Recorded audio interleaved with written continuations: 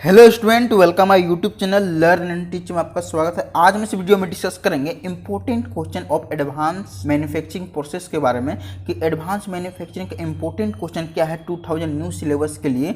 ये जो हम बता रहे हैं आपके सामने जो इंपॉर्टेंट क्वेश्चन है 5th semester mechanical branch diploma के सब्जेक्ट है एएमपी की। सारे क्वेश्चन आप कर लेते हैं तो आपको एग्जाम में कोई भी प्रॉब्लम नहीं होने वाली। कम से कम 70 से 80 मार्क्स आप 100% अटेम्प्ट कर पाइएगा। तो चलिए इसे समझते हैं कौन कौन से क्वेश्चन आपके लिए ज्यादा इंपॉर्टेंट। ठीक है, देखिए सबसे पहले जो पहला क्वेश्चन दी हुई है, देख सकते हैं लिखी हुई है कि explain the working principle of EDM with net sketch diagram. ठीक है, मींस कहने का मतलब है जो फर्स्ट क्वेश्चन है आपके लिए बहुत ज्यादा इंपॉर्टेंट है क्योंकि इसमें बताया गया है EDM means electro discharge machine के बारे में, इसका वर्किंग कंस्ट्रक्शन आपको बताना। इसमें कभी कभी आपको लिमिटेशन में पूछ सकता है। तो ईडीएम के बारे में जितनी भी आपको रिलेटेड क्वेश्चन है आपको कर लेने हैं, चाहे एप्लीकेशन हो या लिमिटेशन हो, तो उसके बारे में आपको पूरी तरह से कर लेने, क्योंकि इसके एक स्केच डायग्राम बनाने के लिए आती है और 100% ये हर बार क्वेश्चन पूछती है।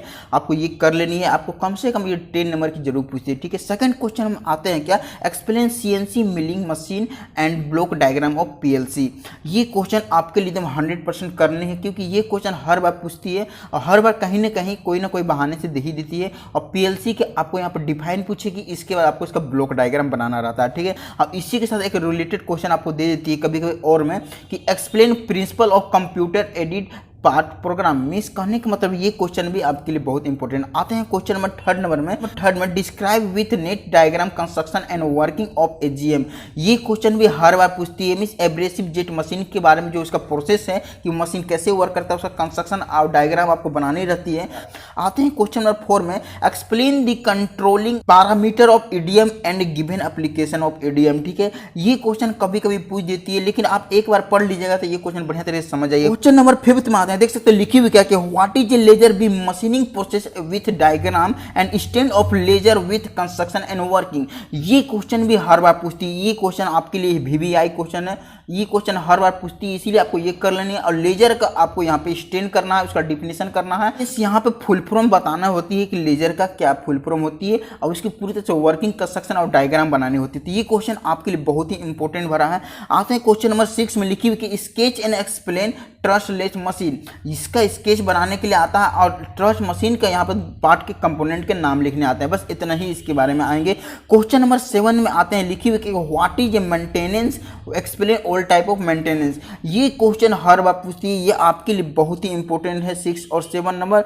और नीचे का क्वेश्चन लिखे हुए 8 नंबर में कि explain need and important of non traditional machining. ये क्वेश्चन भी कभी कभी पूछ देती है। ये क्वेश्चन आपके लिए ऑप्शनल है, ये क्वेश्चन आप पढ़ लीजिएगा तो आपके लिए बेटर अंडरस्टैंडिंग होगी। इसके बाद नीचे के क्वेश्चन आते हैं क्वेश्चन नंबर 9 में what do you mean bye CNC programming, explain preparative function. ये क्वेश्चन हर बार पूछती है, इसीलिए ये सीएनसी जो प्रोग्रामिंग होती है इसको बारे में आपको समझना होगा, थोड़ी सी एक्सप्लेन करके आपको यहाँ पर लिखनी होगी। ठीक है, क्वेश्चन नंबर 10 की ओर आते हैं लिखी हुई क्या कि explain the construction and working of wire cut EDM. ये क्वेश्चन आपको पूछ सकती है। और मैं इसके नीचे जो क्वेश्चन दी हुई explain the construction and working of ECM, इसके बारे में भी आपको पूछ सकती है। और लास्ट जो क्वेश्चन है explain the construction and working WDM. तो ये तीनों क्वेश्चन में एक क्वेश्चन 100% आती है। तीनों क्वेश्चन एक दूसरे से रिलेटेड है। अगर एक क्वेश्चन आप समझ जाइएगा तो उसी के आधार पर आप तीनों को लिख पाइएगा। ठीक है, तो ये क्वेश्चन बहुत ही इंपॉर्टेंट है। तीनों क्वेश्चन को आप बारी बारी कर लीजिए क्योंकि इसके बारे में मैंने वीडियो बना चुके हैं, आपको बहुत ही अच्छा बेटर अंडरस्टैंडिंग होगी। ठीक है, लास्ट क्वेश्चन देख सकते हैं लिखी हुई है कि what do you mean by G code and M code in CNC programming.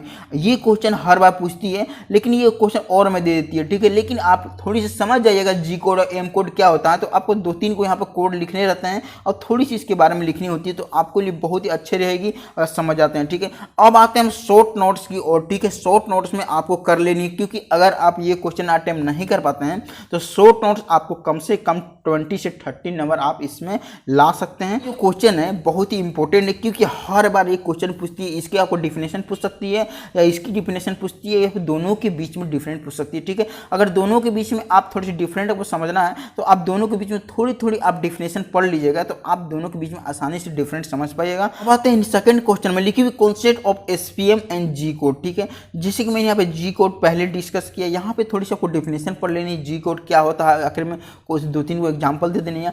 SPM के बारे में आपको थोड़ी सी आपको कॉन्सेप्ट जरूर क्लियर रखनी है, क्योंकि किसी न किसी प्रकार का क्वेश्चन आपको एसपीएम के बारे में पूछेगी। तो आप एसपीएम का पूरी तरह एक्सप्लेनेशन पढ़ लेते हैं जो आपके बुक बैंक में क्वेश्चन बैंक में दी हुई है, तो आप 100% अटेम्प्ट कर पाएगा। ठीक है, क्वेश्चन नंबर 3 में आते हैं ऑटोमेशन, डिफाइन और नीड। ठीक है, ये हमेशा पूछती है, इसकी नीड भी पूछेगी आपको ऑटोमेशन का, और इसका डिफाइन में पूछती है। ठीक है, तो ये क्वेश्चन बहुत ही आसान है और अच्छा तरह समझ पाइएगा। ठीक है, क्वेश्चन नंबर 4 में आते हैं, ये क्वेश्चन आप किसी भी हाल में कर लेनी है, लिमिट स्विच एंड पीएलसी, क्योंकि हर बार ये क्वेश्चन आपको किसी न किसी बहाने से पूछेगी। ठीक है, क्वेश्चन नंबर आते हैं 5 नंबर लिखी हुई क्या है कि सर्वो कंट्रोल सिस्टम के बारे में आपको पूछेगी। बहुत ही आसान क्वेश्चन है, आप थोड़ी सी समझ जाइएगा तो लिख पाइएगा अपनी लैंग्वेज में। ठीक है, लेकिन जो क्वेश्चन नंबर 6 है आपके लिए बहुत ही इंपॉर्टेंट भरा, ये 100% आपको करनी है। हाउस कीपिंग क्या होती है, कंट्रोल सिस्टम क्या होती है, दोनों क्वेश्चन कभी कभी पूछ देती है। ठीक है, क्वेश्चन नंबर 7 में आते हैं टूल मैगजीन। ये क्वेश्चन भी आसान ही है, थोड़ी सी समझ लीजिएगा, कोई दिक्कत नहीं है।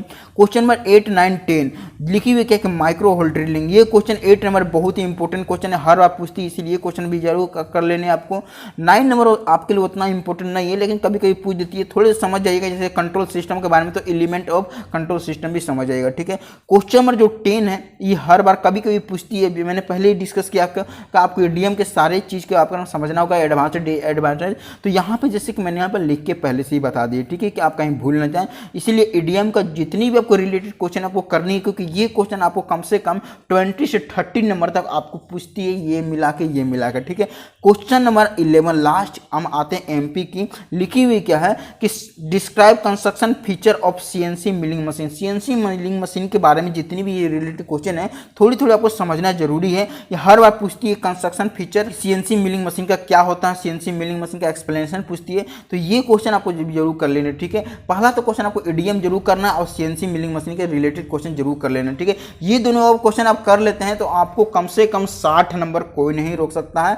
अगर ये पूरे आप कर लेते हैं तो 70 से 80 नंबर पूरी अटेम्प्ट कर पाएगा, तो 90 नंबर भी आपको कोई नहीं रोक सकता। ठीक है, चलिए मुझे आशा है कि आपको ये वीडियो बहुत ही अच्छा तरह से समझ में आएगी कि कौन कौन से क्वेश्चन आपके लिए ज़्यादा इंपॉर्टेंट है। ये क्वेश्चन मैंने पहले बताई थी। तो वीडियो देखने के थैंक यू। चैनल में आया हुआ है तो चैनल को हो सकता है कर लीजिए सब्सक्राइब, हो सकता है वीडियो को कर दिए लाइक, क्योंकि नए टॉपिक को हर दिन डिस्कस करते रहता हूँ डिप्लोमा लेवल की।